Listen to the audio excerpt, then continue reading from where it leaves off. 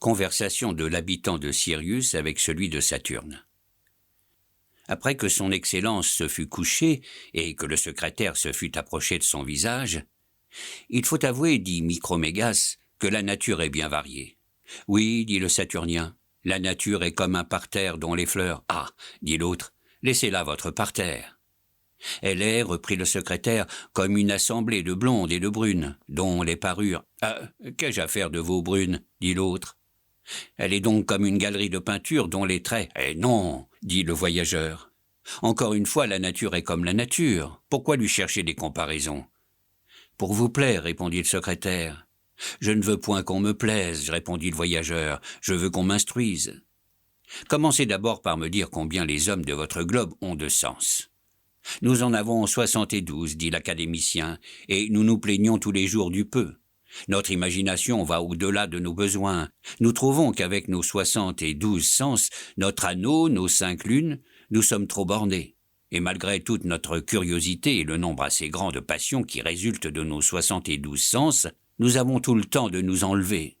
Je le crois bien, dit Micromégas, car dans notre globe, nous avons près de 1000 sens.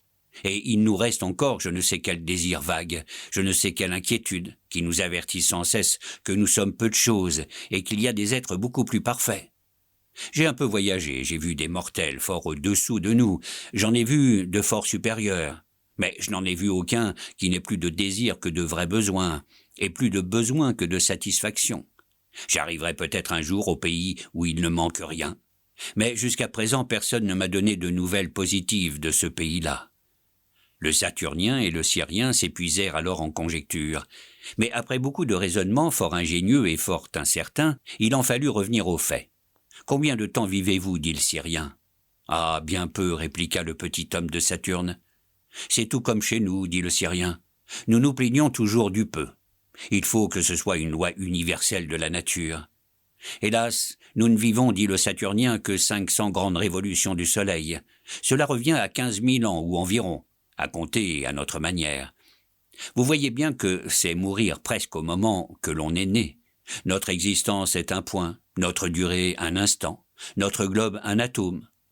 À peine a-t-on commencé à s'instruire un peu que la mort arrive avant qu'on ait de l'expérience. Pour moi, je n'ose faire aucun projet. Je me trouve comme une goutte d'eau dans un océan immense. Je suis honteux, surtout devant vous, de la figure ridicule que je fais dans ce monde. Micromégas lui répartit. Si vous n'étiez pas philosophe, je craindrais de vous affliger en vous apprenant que notre vie est 700 fois plus longue que la vôtre. Mais vous savez trop bien que quand il faut rendre son corps aux éléments et ranimer la nature sous une autre forme, ce qui s'appelle mourir, quand ce moment de métamorphose est venu, avoir vécu une éternité ou avoir vécu un jour, c'est précisément la même chose. J'ai été dans des pays où l'on vit 1000 fois plus longtemps que chez moi, et j'ai trouvé qu'on y murmurait encore. Mais il y a partout des gens de bon sens qui savent prendre leur parti et remercier l'auteur de la nature. Il a répandu sur cet univers une profusion de variétés, avec une espèce d'uniformité admirable.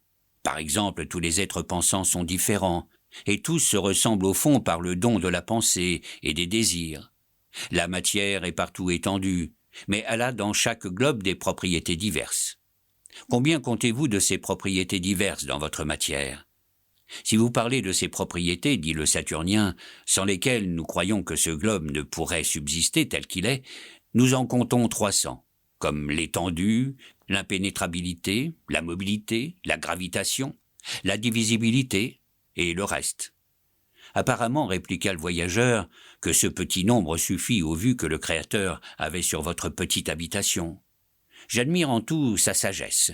Je vois partout des différences, mais aussi partout des proportions. Votre globe est petit, vos habitants le sont aussi. Vous avez peu de sensations, votre matière a peu de propriétés. Tout cela est l'ouvrage de la Providence. De quelle couleur est votre soleil bien examiné ? D'un blanc fort jaunâtre, dit le Saturnien. Et quand nous divisons un de ces rayons, nous trouvons qu'il contient 7 couleurs.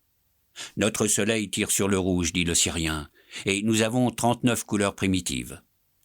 Il n'y a pas un soleil parmi tous ceux dont j'ai approché qui se ressemblent. Comme chez vous, il n'y a pas un visage qui ne soit différent de tous les autres.